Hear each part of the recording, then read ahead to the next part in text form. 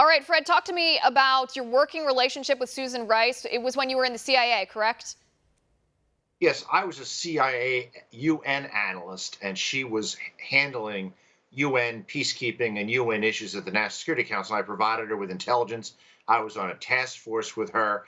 She was behind a program called, or a policy called assertive multilateralism. It was this crazy Clinton plan to try to drastically lower the US defense budget and solve all the UN's problem, all the world's problems with UN peacekeepers, even sending them into civil war situations. And this led to unbelievable disasters in Somalia and in Haiti and in Liberia.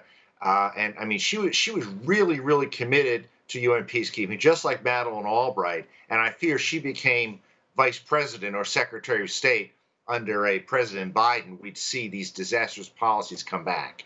Right, because I mean, the Clintons and of course Hillary Clinton more specifically is known to be somewhat of a warmonger. Susan Rice was a big part of that.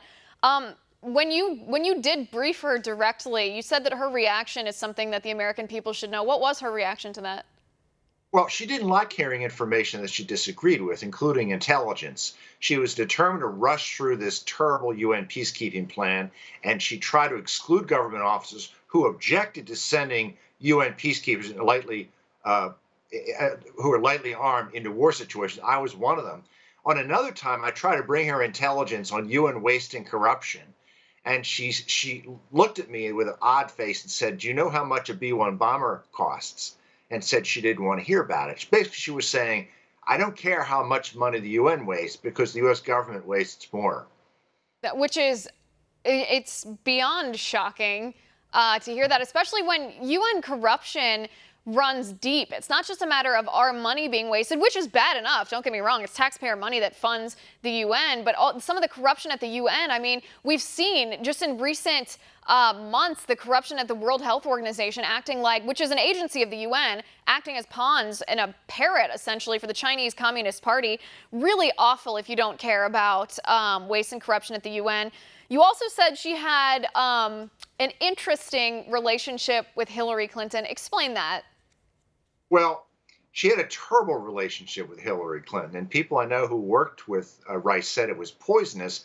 She had a personal relationship with Barack Obama during the campaign, and Obama made her a cabinet member. But Rice technically worked for Hillary Clinton and was supposed to go through her office, but she refused to. She and her staff went around Clinton and her staff constantly. It created a lot of tension between the two offices.